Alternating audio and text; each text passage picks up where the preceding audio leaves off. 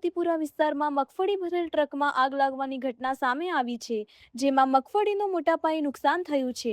મળતી માહિતી મુજબ હિંમતનગર નજીક આવેલા નૂરપુરા ખાતેથી મગફળી ભરીને જૂનાગઢ તરફ જતી ટ્રક કડીવાલા પેટ્રોલ પંપ નજીક પહોંચી હતી। ટ્રકની ઊંચાઈ વધુ હોવાને કારણે ડ્રાઈવર દ્વારા યોગ્ય સાવચેતી ન રખાતા ટ્રક ઉપરથી પસાર થતા વીજળીના તારને અડી જતા અચાનક આગ ભભૂકી ઉઠી હતી। ઘટનાની જાણ થતાં હિંમતનગર ફાયર વિભાગ તાત્કાલિક સ્થળ પર દોડી આવ્યો હતો અને ઝડપથી કામગીરી હાથ ધરી આગ પર કાબૂ મેળવ્યો હતો।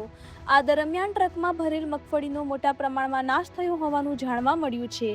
આગ લાગવાની ઘટના બાદ આસપાસના લોકો મોટી સંખ્યામાં ઘટના સ્થળે એકત્રિત થતા વિસ્તારમાં ભારે ટ્રાફિક જામની સ્થિતિ સર્જાઈ હતી। જો કે ગુજરાત પોલીસ તથા ટ્રાફિક પોલીસના સ્ટાફે તાત્કાલિક કાર્યવાહી કરી ટ્રાફિક વ્યવસ્થાને સુચારુ બનાવી હતી। સદનસીબે આ ઘટનામાં કોઈ જાનહાનિ થઈ નથી।